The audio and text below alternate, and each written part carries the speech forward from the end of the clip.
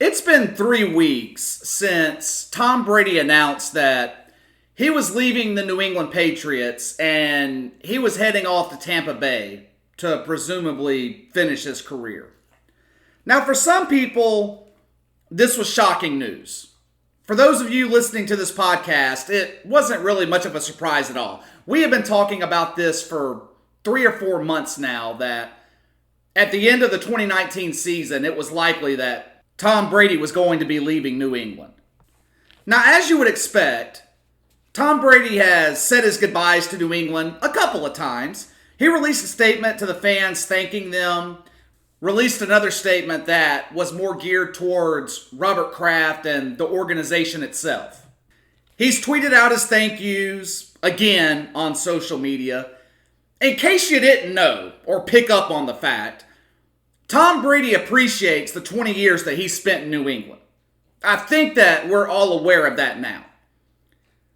So when I saw on Tuesday that he published this long-ass essay in the Players Tribune, once again pontificating about his 2 decades in New England, thanking the organization, thanking the fans, I sat there reading it and I was wondering, why in the hell is he doing this again?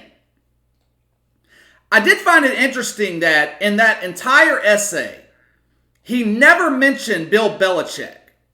I wonder why. Because this is what Bill Belichick wanted. He initiated Tom Brady leaving, and Tom Brady knows it. To me, it's obvious. Right now, Tom Brady's hurting. I think it's killing him that he won't be suiting up at Foxborough Stadium next season, playing in front of sellout crowds. The Patriots have sold out every home game Tom Brady's entire career. He's going from that rabid fan base, that dedicated fan base, to a team in Tampa that isn't exactly one of the most supported teams in the NFL. They struggle selling tickets. Now, I don't think they will next year with Tom Brady, but historically, Tampa Bay is not one of your premier franchises when it comes to their fan base. Many people thought the reason Tom Brady left the Patriots is because he couldn't get any help around him. He wasn't getting along with Bill Belichick. Both of those are probably part of the reason. But like I said before, like I said a second ago, I believe that Bill Belichick did not want Tom Brady back. And Tom Brady's actions over the last 3 weeks all but confirm it. I don't think Tom Brady left New England. I think the Patriots didn't want him back. Tom Brady did not have a choice in the matter. If he wanted to continue playing football, he was going to have to do it somewhere else. Belichick and the Patriots wanted to move on. Now, I know it's hard to fathom a team allowing a 6-time Super Bowl champion to walk away. The greatest quarterback of all time. But I think that is exactly what has happened. Robert Kraft has stated on numerous occasions that he leaves the football and the personnel decisions up to Bill Belichick. He allowed Bill Belichick to keep starting Tom Brady over Drew Bledsoe, a guy that they were paying millions of dollars to at the time. Robert Kraft pulled rank several years ago when Bill Belichick wanted to let Tom Brady go. Robert Kraft made him trade Jimmy Garoppolo so they could hang on to Tom Brady. Not the case this time. I think Robert Kraft allowed Bill Belichick to push Tom Brady right out the door. Think about it. If it was Tom Brady's decision to leave New England, would he be writing long essays about it 3 weeks after everything's happened? Would he be thanking the fans, Robert Kraft, the organization multiple times? The Patriots have bid farewell to Tom Brady through an official statement. And then they moved the fuck on. The only person in this relationship still talking about the past is Tom Brady. This isn't the first time a legendary quarterback has been pretty much pushed out the door of their franchise. It happened to Peyton Manning in Indianapolis. They had drafted Andrew Luck. They were moving towards the future. It was time for Peyton Manning to move on. He had a tear-filled press conference about it, thanked the fans, the organization. But he wasn't talking about it a month later like Tom Brady's doing. Tom Brady's reaction to this is really shocking to me because this is completely out of character for him. We've never seen this type of emotion out of Tom Brady. I think he's hurt. I think he's emotional. He's in his feelings about being rejected by the team that he elevated to be the most successful dynasty in the history of sports. Now, with that being said, I think eventually that hurt is going to turn into anger. And that anger will manufacture into motivation. Tom Brady's already one of the most motivated players in the league. I think this is going to provide him with all the motivation that he needs going into next season. He is going to be on a mission to prove that Bill Belichick and the Patriots made a mistake in letting him go. Now, he was on the Howard Stern show yesterday morning. Howard Stern is the best interviewer in radio or television. I've been listening to Howard Stern for 25 years. 10 years ago, he would have never been able to get Tom Brady to come on his show. But his show has evolved over the years, and the caliber of guests that Stern attracts has went up with it. He's traded in the lesbians and the porn stars, which were always highly entertaining, for people like Gwyneth Paltrow and Tom Brady. Now, the interview was done remotely, of course, because God forbid anyone sit in the same room together right now. And I think that took away from what this interview with Tom Brady could have been. If it was in Stern's studio, this would have been a completely different interview. Howard Stern even mentioned that after the fourth time the video feed with Tom Brady cut out, talking about how it's much better to interview someone in person. Part of the reason Howard Stern can get people to open up so well is because of the atmosphere of his studio. So his interview with Tom Brady wasn't as revealing as I thought it was going to be, or what it could have been under normal circumstances, but it was still a really good 2-hour interview nonetheless. At one point, Stern brought up the argument people like to make that Tom Brady wouldn't be as great if it weren't for Bill Belichick. And I thought Tom Brady made a great point. He said that Bill Belichick couldn't do his job at quarterback and that he couldn't do Belichick's job as a head coach. The reason they were great is because they were both great at their specific jobs and they shared the same mentality in regards to doing what it takes to win. I found it interesting that Tom Brady said he didn't hold any resentment towards Bill Belichick for basically pushing him out of New England. Confirming what I said earlier and had thought all along that this was not Tom Brady's decision. I find it hard to believe that Tom Brady doesn't have any resentment towards Bill Belichick. I feel like he wanted to finish his career where it started. I just find it hard to believe that after everything he gave to the Patriots, and Bill Belichick for that matter, for the past 20 years, that he wanted to leave New England and finish his career somewhere else. There's not a doubt in my mind that this is exactly what Bill Belichick wanted. Next week, Bill Belichick's going to be 68 years old. He doesn't have much time left in his coaching career. I think he wants to prove that he can win a Super Bowl without Tom Brady. Maybe there's a belief in his mind that it's the system and not the quarterback that won those 6 Super Bowls. And he wants to prove that to everyone else. Another thing I thought was interesting was Tom Brady saying that he doesn't give a shit about legacy. Doesn't care about his legacy. I actually believe him when he says that, but it's real easy for Tom Brady to say he doesn't care about his legacy. Because his legacy's already cemented. He's the greatest quarterback in the history of the NFL. He's a 6-time Super Bowl winner. Tom Brady saying that is the equivalent to the billionaire saying he doesn't give a shit about money. Of course he doesn't. He's got plenty of it. The interview was 2 hours long. It was a good interview. It wasn't Howard Stern's best. I think a lot of that, like I said, had to do with them having to do it over video chat and doing it over the phone. But it was as open and candid as Tom Brady has ever been.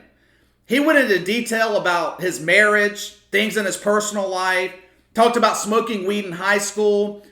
I found out more about Tom Brady the man in this interview than I knew about him his entire 20-year NFL career. All the interviews he's ever done, this was the most personal one.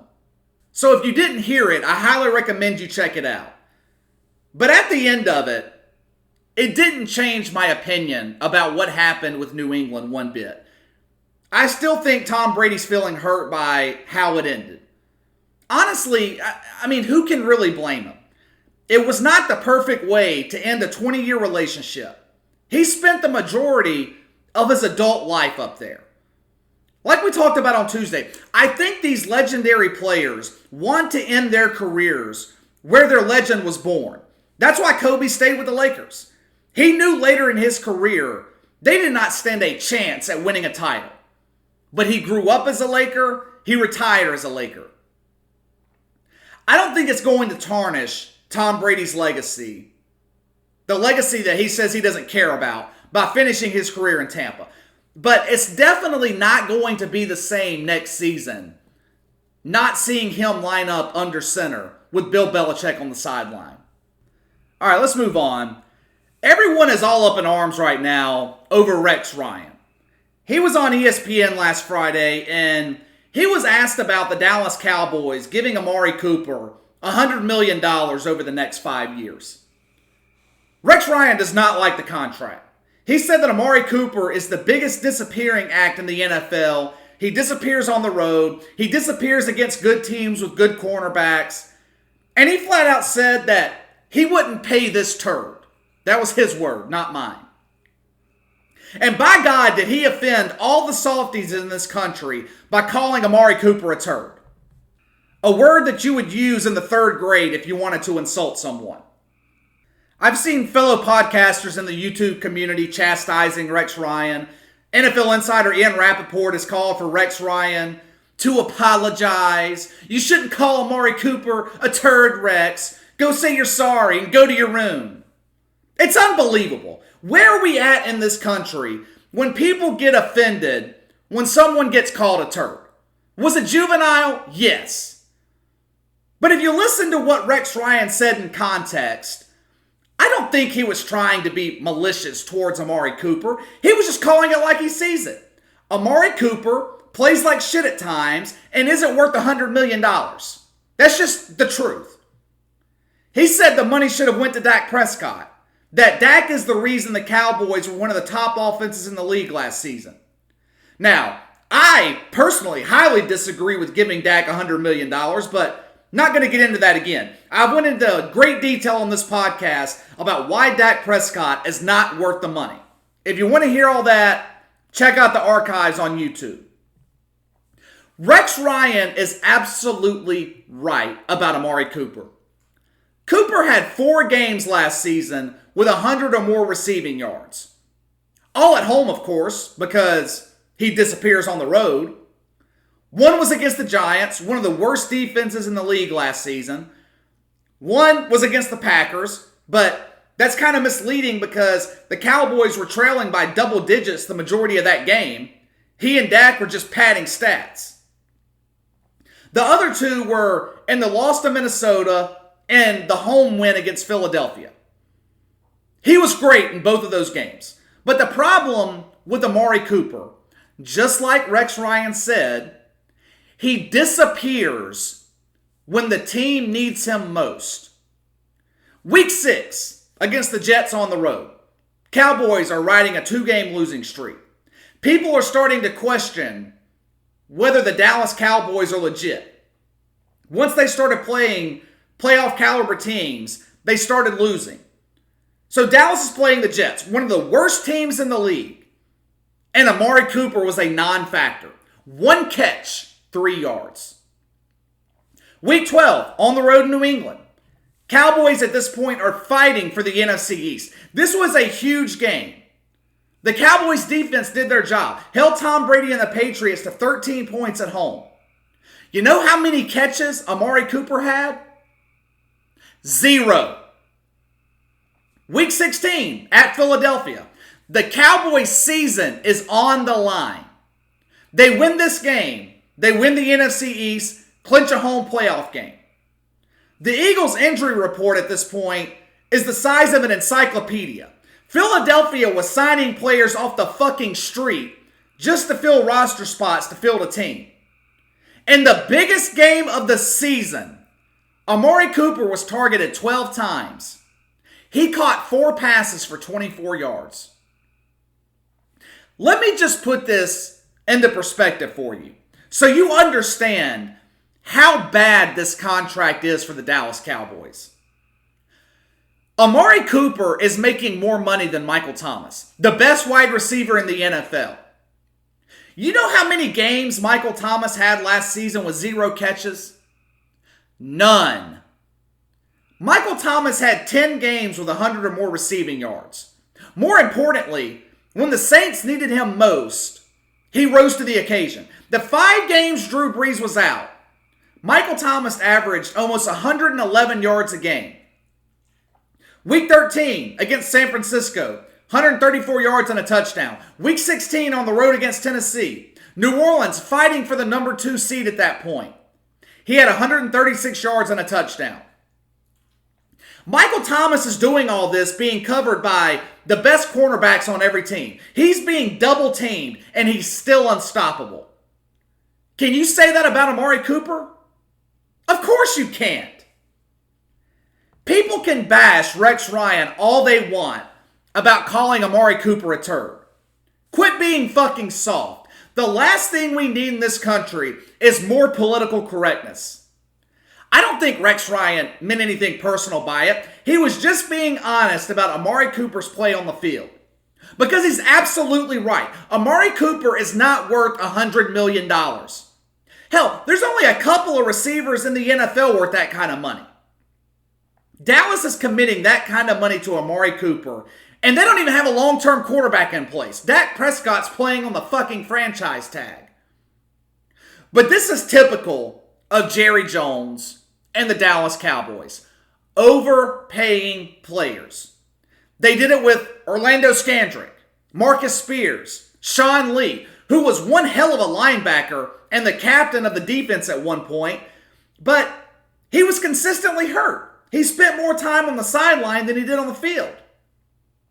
You could even make the case that the Cowboys overpaid Ezekiel Elliott, because if he has another underwhelming season like he did last year, his contract is going to be an albatross. Luckily for Jerry Jones, though, Bill O'Brien is right down the road in Houston. If O'Brien still has a job next year, maybe Jerry can convince him to trade Ezekiel Elliott for Deshaun Watson, because we all know at this point that Bill O'Brien loves to make bad decisions. All right, moving on.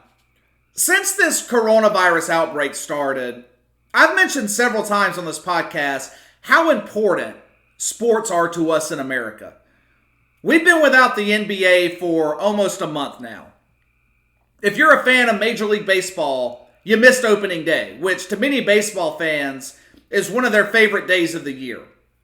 We missed March Madness in college basketball. The only sports organization still running in a somewhat normal capacity is UFC. And Khabib dropped out of his fight with Tony Ferguson, so Dana White is in scramble mode right now, trying to put a card together for UFC 249. And to be honest, when he had that show in Brazil last month, it just wasn't the same without the live crowd. The fights weren't as exciting. The ratings were in the shitter. It was a disaster of a show. I admire and commend Dana White for pushing forward and continuing to put on fights. He and Vince McMahon are the only two that haven't bowed down to this political pressure and just closed down their businesses. Anyway, back to the importance of sports in America. I've really gained a new appreciation for sports now that they've been taken away from me. Sports are a conversation starter at your favorite sports bar. College football is an excuse for me and all my friends to get together on Saturdays during the fall, whether we're hanging out at somebody's house or watching at the bar. Monday night, I was reminded at just how much of an impact sports have in this country. If you aren't from the Gulf Coast, it's really hard for you to understand just how bad things were down here in the aftermath of Hurricane Katrina. News reports on TV can only tell you so much. Unless you live through it, it's hard to understand what people went through. It's kind of like New York City after 9/11. We all watched it go down on television, but for the people that went through it, it's a completely different understanding. ESPN re-aired the return of the Saints to the Superdome on Monday night. It was Falcons Saints on Monday Night Football. It was week 3 of the 2006 NFL season. I can still remember where I watched that game. In the sports bar, the IP Casino in Biloxi, Mississippi. I still believe to this day that the Saints returning to New Orleans saved that city after Hurricane Katrina.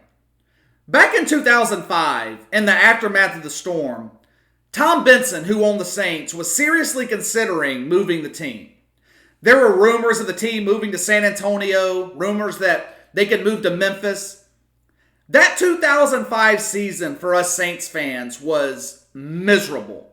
They played the majority of their home games in Baton Rouge. It was a dark time for the city of New Orleans. People were dying. People were without power and water. People were hungry. If you've ever been to New Orleans in August and September, imagine what it would be like living without air conditioning. Crime was high because police literally couldn't get to some places.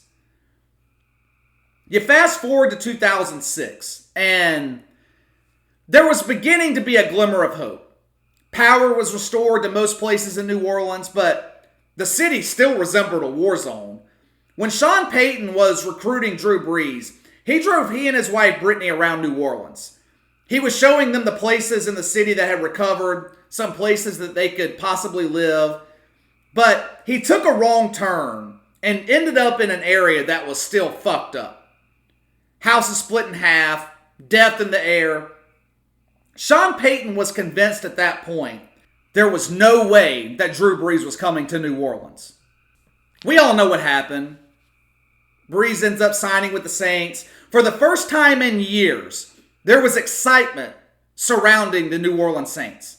Then the Saints draft Reggie Bush with the number 1 draft pick. Training camp that year was packed during the times that fans were allowed to watch the team practice.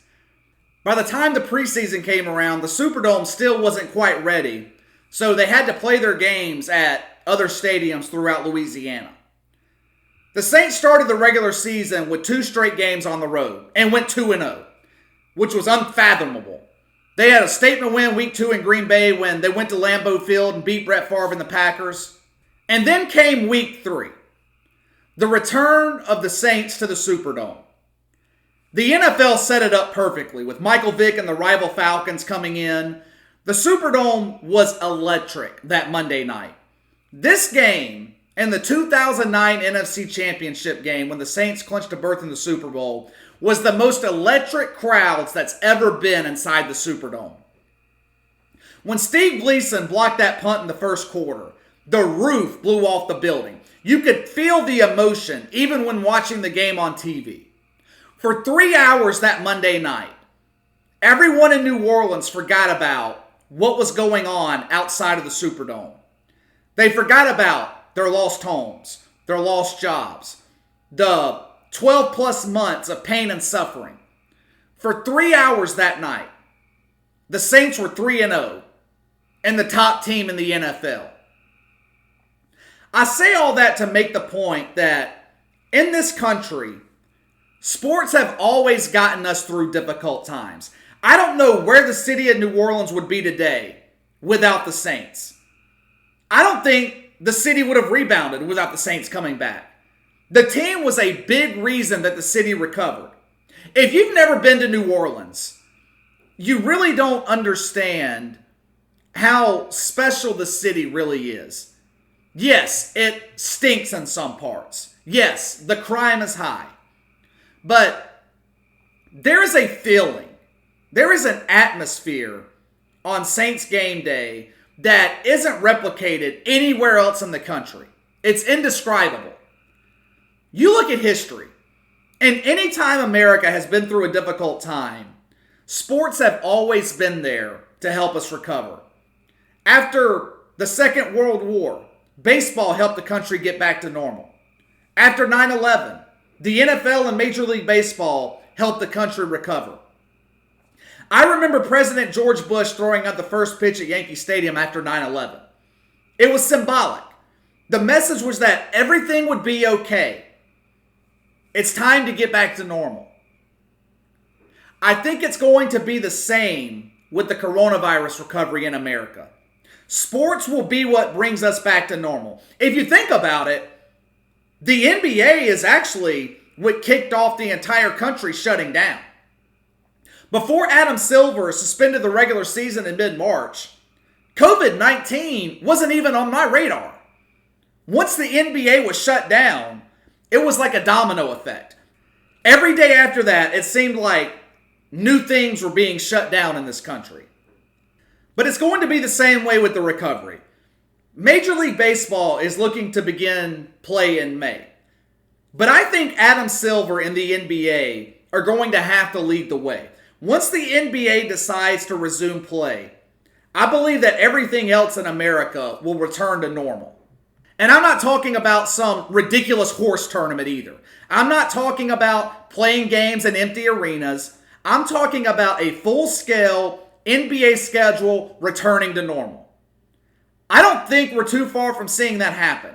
It seems like the virus is showing signs that it's beginning to level off in some parts of the country. The CDC even came out and reported that the projections that were released last week concerning the death tolls were inflated. I think we're a lot closer than people think to getting our sports back in the United States. And speaking of the NBA being shut down, CJ McCollum, one half of the Portland Trail Blazers dynamic guard duo alongside Damian Lillard, is also the vice president of the NBA Players Association. He was on the boardroom with Jay Williams the other day, and they were talking about the impact the NBA work stoppage is having on the players. They weren't talking about physically, and they weren't talking about mentally. They were talking about financially. NBA players were paid through the month of March, but if I remember correctly, I believe they were supposed to stop receiving paychecks at the beginning of April. Now, you would think with these guys making millions of dollars, it shouldn't matter if they're not being paid for the time being. But apparently, that is not the case. There are 450 players in the NBA. CJ McCollum estimates that of the 450 players in the league, 150 of them are living paycheck to paycheck. That's about a third of the league. McCollum said that he believes a lot of guys around the league are going to be hurting financially, especially guys being paid on minimum contracts. If you're a rookie in the NBA, never step foot on an NBA court. The least amount of money that you can make is nearly $900,000 a year. If you've got 5 years of experience, it's nearly $2 million. If you've got 10 years of experience, $2.5 million. We're supposed to feel sorry for these guys? If you can't live off $900,000 a year, there is something wrong with you, not the system. I never feel sorry for the banker. I never feel sorry for the millionaire in times of financial hardship. The people I feel bad for right now are the waitresses, the bartenders, the people making $18, $20 an hour who have lost their job, the college senior who was having a great senior year that's been taken away from him. This should be an eye-opening learning experience for current professional athletes. In today's time, with all the stories that we've heard throughout the past 15 or 20 years of NBA and NFL players going broke after retirement, I don't understand how these current players aren't more fiscally responsible. I believe both the NFL and NBA, when rookies are entering the league, they provide financial classes. They teach them to save their money. It just doesn't make any sense with the majority of NBA players making $1 million or more that they can't go a few weeks without being paid and not hurting financially. CNBC did a study back in 2018. 60% of NBA players are broke within 5 years of being out of the league. The NFL, it's even worse. 78% of former NFL players are broke within 2 years. That is staggering statistics. The majority of players in both leagues aren't going to be ESPN analysts once they retire. They aren't going to be Tony Romo making more money in the broadcast booth than he made most years on the football field. Most of these guys are out of the league by 25, 26 years old.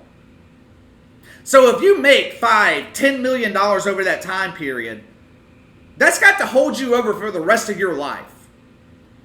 So instead of buying a Beamer, Benz, or Bentley, instead of buying a $250,000 watch like Odell Beckham, instead of taking care of the homies who will disappear when the money is gone, these guys should probably be taking care of their futures. It's mind-boggling to me that guys making this kind of money can't make it 1 month without a paycheck. When people like you and me, who make significantly less money, could make it 3 to 6 months without being paid because we've saved our money. All right, that's all for today, guys. I'll be back sometime this weekend, either Saturday or Sunday. Make sure to click that like and subscribe button. Hit that notification bell to receive all notifications from the channel. Leave me a comment in the section below. Let me know what you think about the podcast. I appreciate those of you who have already done so. You can follow me on Twitter at KC_BTL84. Try not to get bored to death with your stay-at-home orders. I will see you later on this weekend.